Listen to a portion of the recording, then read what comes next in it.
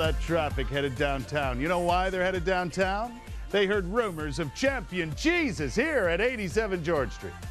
It's true. Chef Michael Howell is back with us.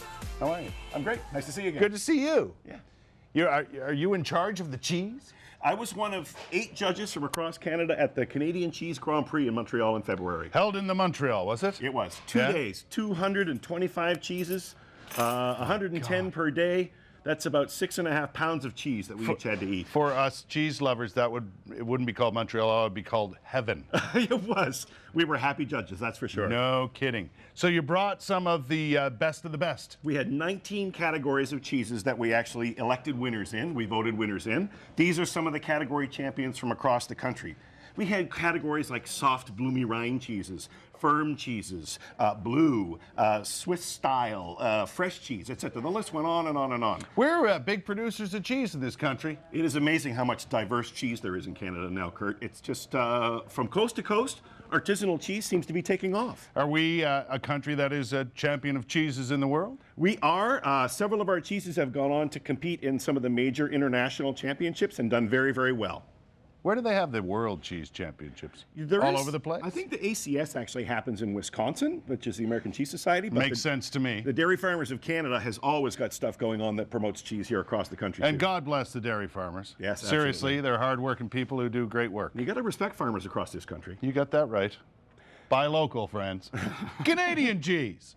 What do you got there? Well, this is actually a new category this year. It was fresh cheese with grilling properties. Yay. So while we're talking, I'll just cook you a piece for you to try. Okay, you're just going to melt that little bit of cheese. It cooks kind of hard. It's kind of like Canadian Saganaki cheese. It's Okay. cooked, throw a little bit of Canadian rye whiskey on it and flambe it if we had, but the camera's a little close. That's a good plan.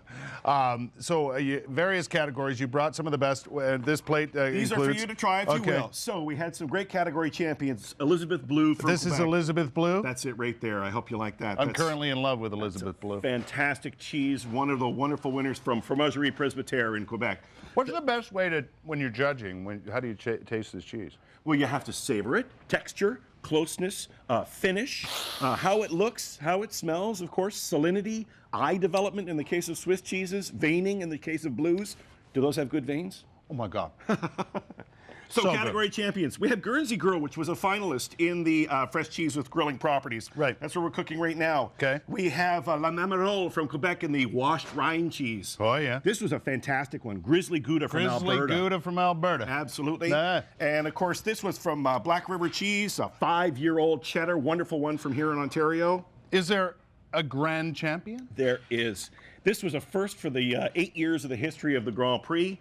It was ricotta cheese from Quality Cheese in Vaughan, Ontario. Really? Right here in front of you. That's the winner of it all right there. This is the first time in the history that a fresh cheese has won the competition and that a cheese from outside Quebec actually won too. So, there's so many different categories, but do you judge them, is there There's different a general ratings. way to... Yeah, everyone has sort of taste, texture, and finish. But there are other categories, and we marked them all out of 100 points over the course of the 2 days. Okay. And then we tabulated the scores, and it appeared, out of the magic of numeration, that the Quality Cheese Ricotta had become #1. So we tasted all the champions again, and we went, you know what? We did the numeric thing, then we did knowingly what it was. Yeah. It was good. It was delicious. It was the best cheese in Canada this year. Ricotta cheese. I know. Who'd have thunk it? So what you can do, you can go to dairyfarmers.ca, hit on the Grand Prix link, and they'll download the list of all the 19 winners from across Canada. You know, take it home or to your cheesemonger and ask for those cheeses to be delivered up and have your own cheese Grand Prix. I've been saying it for years. Cheese is good.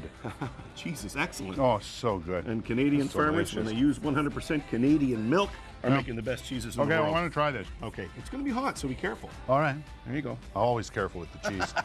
Look at that. You just melt it a little bit, eh? If it were a little hotter, it would get a little brown on the outside, but you get the And you want it that way? You could put that on a barbecue, I bet you. You sure can. Think of that putting on top of a burger when the sun comes out, it's a little warmer. Right? Grilled cheese on top of a grilled burger. Just the best. He likes his cheese. Canadian cheese. That's what I like. Thanks for coming by. My pleasure. Good to see you.